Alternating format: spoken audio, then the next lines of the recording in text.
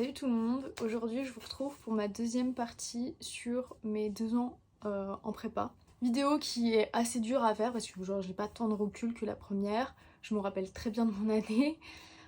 Très chaotique, on va pas se mentir. Voilà, je vais commencer tout simplement, dans cette vidéo ça va être juste ce qui s'est passé, comment je l'ai ressenti et mon recul après ces 2 ans de prépa. Et ce que j'ai fait à l'issue de cette prépa, et il y aura une troisième partie mais sur après la prépa. Pour ceux qui viennent juste d'arriver sur cette vidéo et qui n'ont pas regardé celle d'avant, je vous invite à la regarder, c'est une vidéo sur mon année d'hypocagne.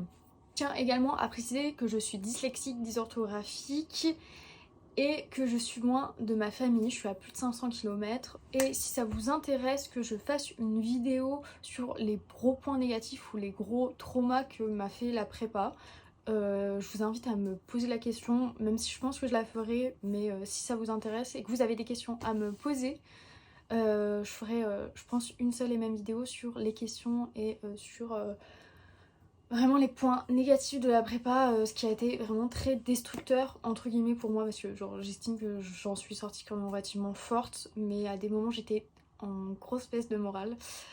Voilà. Pour commencer, je m'étais arrêtée au mois de juin. Au mois de juin, on m'a clairement dit non, on m'a fermé la porte de la prépa. En fait, on m'a dit que je ne pouvais pas faire une deuxième année en prépa parce que mes notes étaient insuffisantes, il fallait que j'ai minimum 8 et j'étais à 7,70 en sachant que j'avais augmenté de 0,50.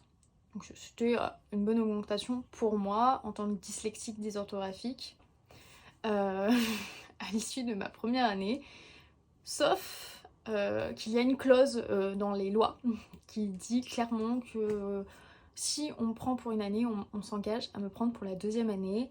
Chose que je voulais énormément parce que je ne me voyais absolument pas aller en fac. C'était pas volontaire de ma part, je ne voulais absolument pas partir de la prépa malgré que l'année a été très dure, très rude et que je m'en étais déjà pris plein la gueule. Que j'ai pleuré, que ça soit que je pleure après ou avant l'école.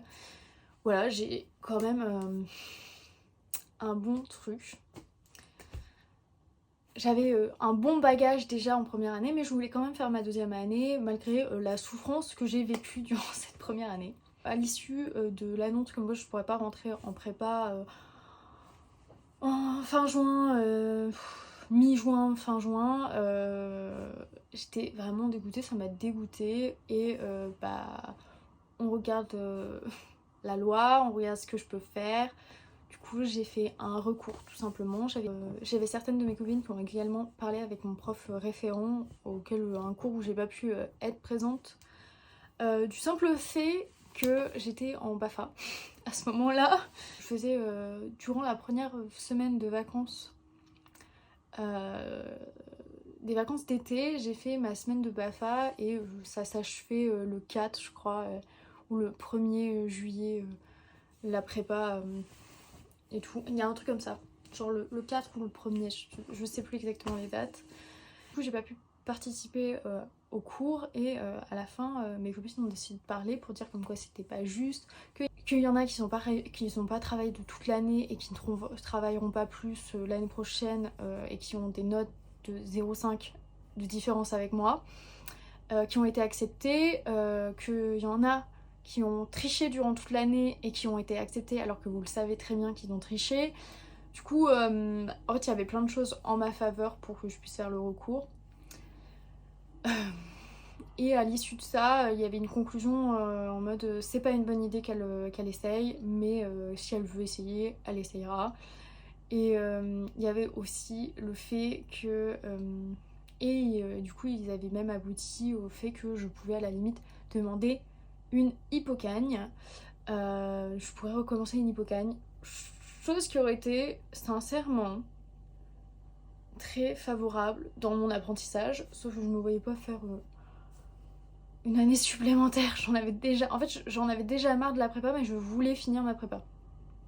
Voilà. Et j'avais déjà redoublé, donc me retrouver avec des 2004 alors que j'étais déjà avec des 2003, c'était fou. Il y a quand même, en fait, même si ça fait longtemps que je suis avec des 2003, il y a quand même un décalage entre les 2003 et les 2000, entre mon année et eux, et encore 2003-2002 c'est pas... Genre il y a un décalage surtout à partir de 2005 où t'as l'impression que on est sur une autre planète. Entre 2002 et 2005, je vous jure, on dirait que j'ai un énorme décalage, mais c'est comme avec ma soeur, hein. 98, j'ai l'impression qu'il y a des années-lumière. Du coup, à la suite de ça, je fais mon stage, je fais mon recours par la même occasion. C'est ma mère qui a écrit la lettre avec ma soeur. Et mes copines ont appuyé ma demande en faisant également une lettre. Et bien sûr, pas toutes. C'est là où on reconnaît déjà une bonne partie de ses potes. Parce que les gens qui ne font pas, qui te disent ouais tu mérites et tout, mais à la fin qui font pas le recours, t'as déjà une vision d'ensemble de leur opinion. Mon recours, je fais la lettre, je mets le texte de loi. J'avais déjà fait une première demande d'entretien et tout. On m'avait clairement dit en pleine face que je ne réussirais jamais aucun concours et que ce n'était pas fait pour moi les concours. Le du sort, c'est que la plupart des métiers de la fonction publique se fait sous concours.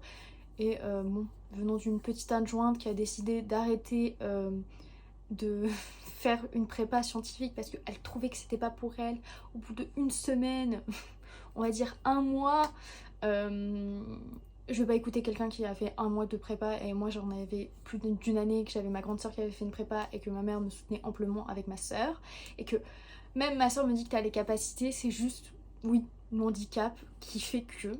Je fais mon recours au début juillet. Vers le 10 juillet, j'ai la réponse comme quoi je suis acceptée en prépa, donc pour une deuxième année. Donc je fais, j'écris ce qu'il faut, ce que je veux et tout. Après je donne mon truc, mon papier.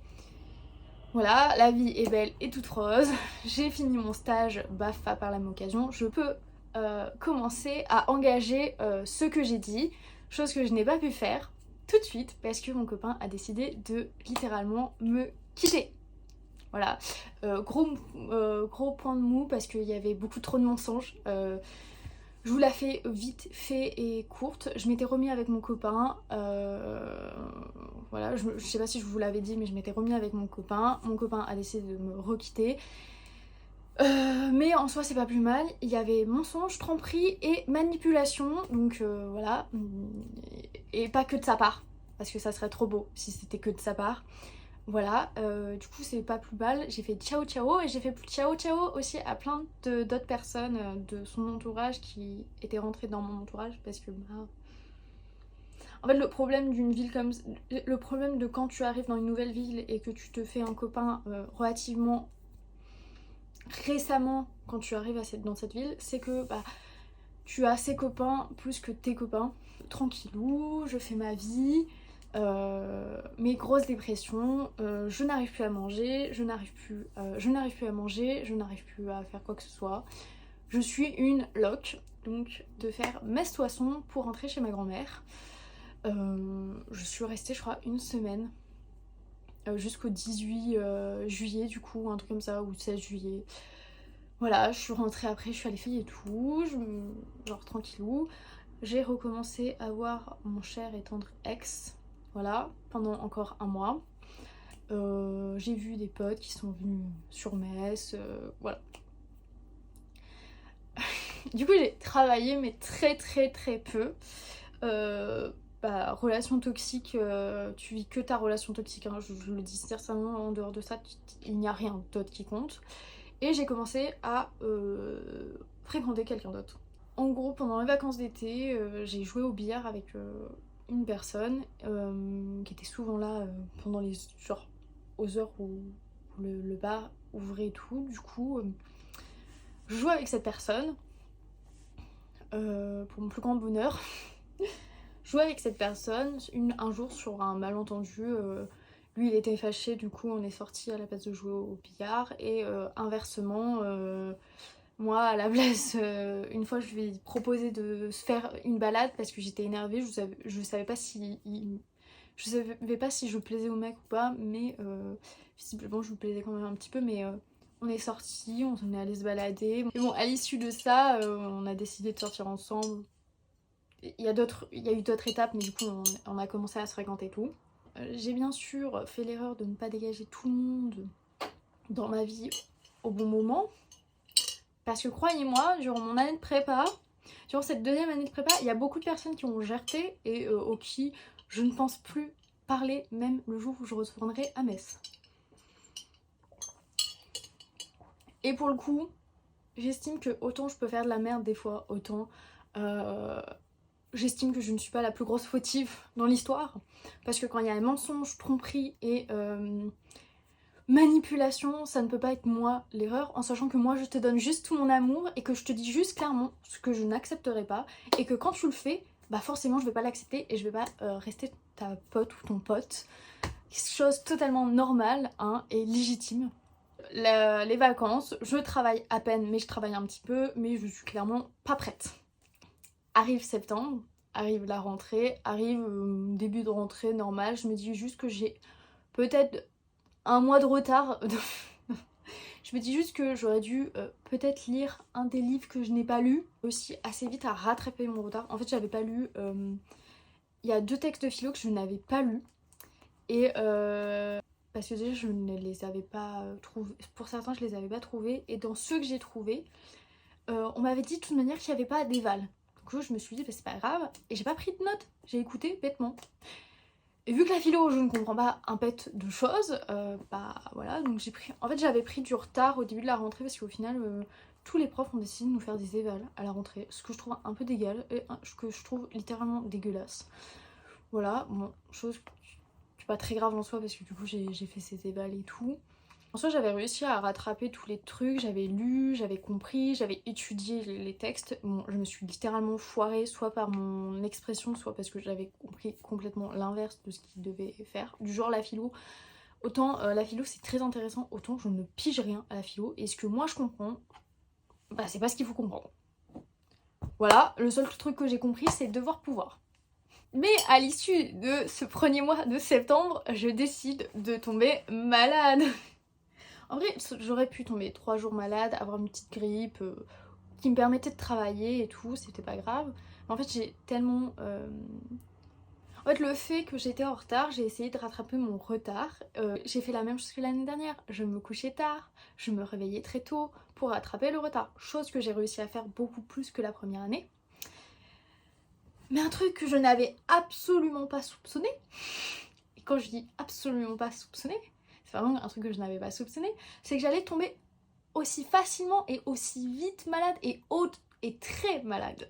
En gros je me suis retrouvée avec une angine blanche, du coup très contagieuse, hein, c'est voilà, et surtout même symptôme que le Covid, bien sympatoche.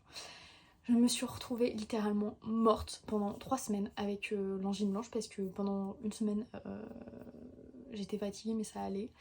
La deuxième semaine bah, j'étais morte, mes antibiotiques n'ont toujours pas marché, du coup j'ai changé d'antibiotiques et je me suis retrouvée littéralement encore plus morte. Voilà, 3 semaines avec une bonne angine blanche, je crois que ça a duré même, ça avait commencé au bout de la 4e semaine. 3 semaines après la rentrée je me suis retrouvée malade, après bon bah du coup les 2 premières semaines laisse tomber, j'avais une bonne angine blanche, 3e semaine aussi angine blanche, puis après bah j'arrive plus à marcher, je n'arrive plus à marcher, je n'arrive plus à faire quoi que ce soit, c'était horrible, j'étais fatiguée, j'avais juste envie de tout le temps dormir, soit j'avais toujours envie de m'allonger, voilà, et quand je marchais, que ça soit chez moi ou dehors, mes jambes tremblaient, voilà, et bah des fois je m'écroulais, voilà, genre je m'écroulais. Une fois j'arrivais tellement plus à marcher que mon copain a dû me porter, voilà, parce qu'il a eu la gentillesse de faire un aller Strasbourg-Metz pour être avec moi pendant bah, les mois où j'étais malade. Voilà. En plus, bah, du coup, on a soupçonné que j'ai eu potentiellement le Covid en même temps que ma maladie. J'ai fait plein de tests. Je ne savais pas ce que je voulais. J'avais une pression des professeurs, de certains professeurs. Limite, c'était quand vous venez, quand vous revenez à la rentrée ou pas, parce que ça serait bien de revenir à la rentrée. Frère, je suis malade. Je vais foirer mon année, j'en ai rien à foutre là. Je veux juste savoir ce que j'ai. Chose que je ne sais toujours pas parce que je ne sais pas ce que j'ai eu. On soupçonne que j'ai eu le Covid en plus de l'angine blanche, ce qui m'a littéralement foutu un coup. Mais après je me dis ça peut être tout simplement juste l'angine blanche qui m'a littéralement tuée. Bah, c'est pas grave, je suis tombée malade et je suis revenue après les vacances d'octobre-novembre. Du coup je reviens en début novembre. Je vais vous dire clairement un truc, c'est impossible de rattraper son retard de 2 mois, bah de 6 semaines exactement, mais avec les vacances ça fait 2 mois. de rattraper un retard de 6 semaines quand vous avez que 2 semaines, voilà, et que durant ces 2 semaines, vous devez être sûr de savoir conduire parce que vous repassez votre permis de conduire, que vous avez des profs qui vous mettent la pression, que vous n'avez pas tous les cours, et que tu as encore un mal de crâne parce que tu es encore malade pendant le début du mois de novembre. Voilà. Je n'ai pas eu mon permis. J'ai perdu du temps.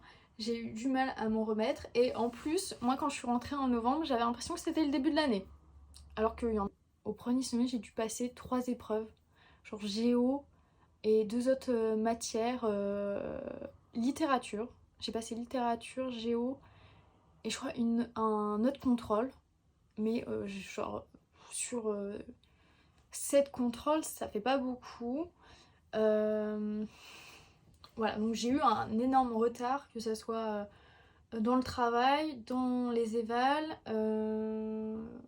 Voilà, on m'a clairement dit que ça ne serait impossible de rattraper mon retard, qu'il fallait... Voilà, de toute manière, ça s'est vu en histoire, littéralement, je me suis foirée parce que je ne savais même plus où il fallait penser et qu'est-ce qu'il fallait penser. Voilà, des petits trucs comme ça. En décembre, du coup, arrive décembre, arrive premier concours blanc de l'année, aucune attente des profs, aucune attente de ma part. Je me disais, j'y vais comme ça, je révise plus pour les concours blancs. En vrai, j'aurais dû vraiment faire correctement ça, mais je me foire littéralement à ce concours blanc. Après, vraiment, je précise, j'étais malade. Et en fait, ça, c'est ça qui m'énerve, c'est que mon année, genre j'aurais été pénalisée quoi qu'il arrive, j'en suis pleinement consciente, mais ça m'a encore plus pénalisée sur mon année. Donc descends, après arrive Noël, je redescends sur Lyon pour fêter Noël, je remonte à Strasbourg et on m'a proposé de repasser mon permis au mois de janvier.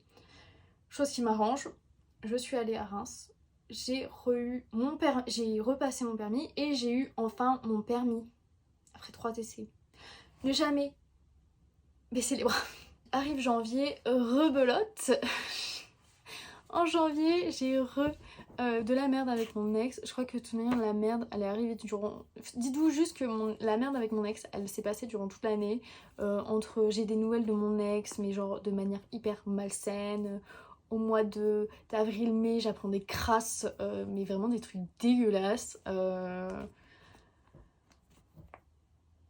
Avant les concours blancs, voilà, c'était juste avant les concours blancs, je vous jure, c'était n'importe quoi.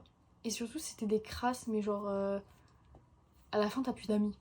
Parce que c'est des crasses, pas juste le mec est dégueulasse, c'est juste aussi tes potes qui sont dégueulasses. Bref. Janvier, février, ça se passe un peu normal, je révise, j'essaye de travailler, je travaille beaucoup plus.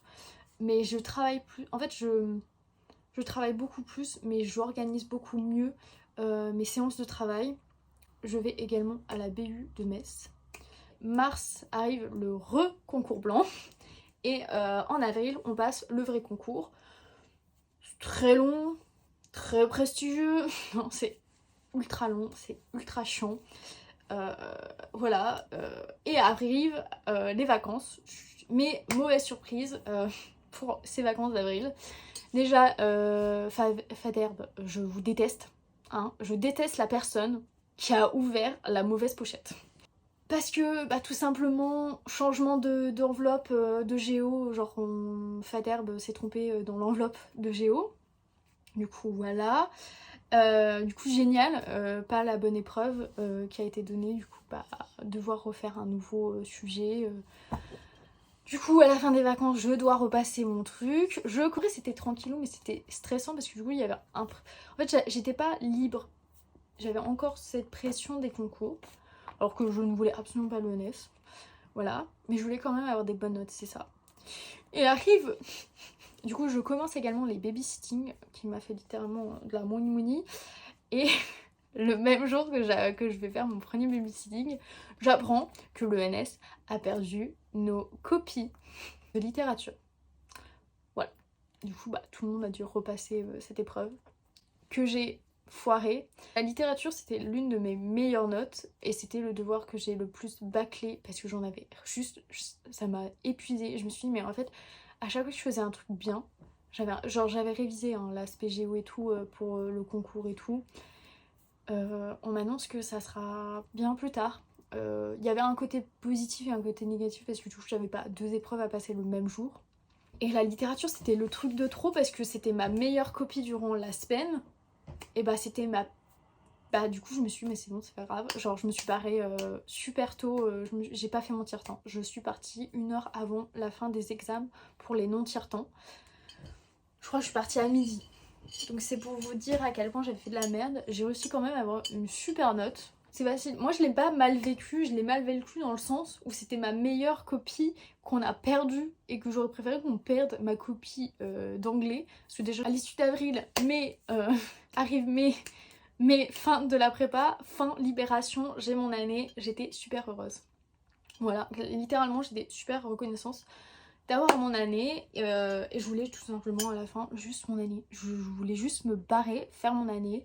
Je faisais le strict minimum, vraiment le strict minimum. Petit point sur mes 2 années de prépa, ce que j'en pense, ce que j'aurais pu faire. En fait, si c'était à refaire, je le referais. Je sais que j'ai certains potes, s'ils devaient le refaire, ils ne le referaient pas et tout. Mentalement, vu ce que j'ai eu comme crasse, on m'a dit mais des horreurs en prépa. Vraiment le truc de on vous relira jamais, vous êtes vraiment nul en orthographe, c'est pas possible d'avoir des trucs. Vraiment on m'a sorti mais dinguerie, dégueulasse. Tu peux pas dire à quelqu'un de dyslexique. Et en fait, dites-vous juste que si on relit pas ma copie, alors que j'ai un aménagement, je peux porter plainte pour non respect de l'aménagement et on m'a en gros, si c'était à refaire la prépa, je le referais, au contraire de certaines personnes, malgré le fait qu'on m'ait dit des horreurs, des trucs dégueulasses. Par contre, ce qui est sûr, c'est que je referais la prépa de manière complètement différente. Aborder déjà juste la prépa en première année, je le ferais complètement différemment. En fait, toutes les petites astuces que j'ai chopées en prépa, durant la prépa, en fait, j'aurais dû les appliquer dès le début. L'anglais, j'aurais dû juste abandonner, genre juste me dire fais de ton mieux, tu fais les devoirs qui est demandé, mais tu fais juste de ton mieux. Tu arriveras plus tard. Et voilà, j'aurais peut-être appliqué quand même le truc de drops et juste sur les matières principales, histoire, géo, français, littérature et il y en a un autre, mais je ne sais plus. Et philo, bon philo voilà. Il y a plein de choses que j'aurais fait différemment parce que juste soit dans la manière d'aborder les matières, soit dans l'apprentissage des matières. En fait, plein de choses auraient été faites de manière différente et j'aurais beaucoup mieux réussi. J'aurais aussi dû demander beaucoup plus tôt une copie à ma soeur, ses copies de prépa. Voilà, ça m'aurait énormément aidé. Voilà, j'aurais dû... Il y a des choses que j'ai faites à la fin de la première année de prépa. Et il y a des choses qui se sont faites durant l'année de deuxième année de prépa, donc forcément j'ai un énorme recul sur mon apprentissage. Voilà, mais c'est comme là, à l'heure actuelle, j'apprends comment il faut faire des choses par rapport à la fac. Alors que en prépa ça aurait été mieux, bref. J'étais pleinement consciente que ça allait être dur, j'étais pleinement consciente que j'allais avoir des notes catastrophiques. J'étais consciente aussi de pourquoi je faisais la prépa. Je rappelle, moi je voulais pas faire une prépa pour avoir des bonnes notes et avoir une école à la fin et avoir la meilleure école. Non, moi je voulais avoir la meilleure formation pour m'améliorer le plus possible. Et au fond de moi, je pense que ça a été la meilleure formation parce que oui, ça m'a énormément aidé. Et je le vois dans mes notes, pas dans les notes du fin de semestre parce que je trouve que c'est catastrophique ce que j'ai écrit et tout, et j'en suis pleinement consciente. Mais quand je regarde mes notes au début du semestre et que j'avais compris, j'ai pigé des trucs que j'aurais peut-être pas pigé avec la prépa. La prépa ça m'a servi pour d'autres raisons, genre avec beaucoup de regrets, je regrette de ne pas avoir fait une 3e année parce que j'ai l'impression en fait de penser que aux notes, chose que je ne pensais pas tant que ça en prépa.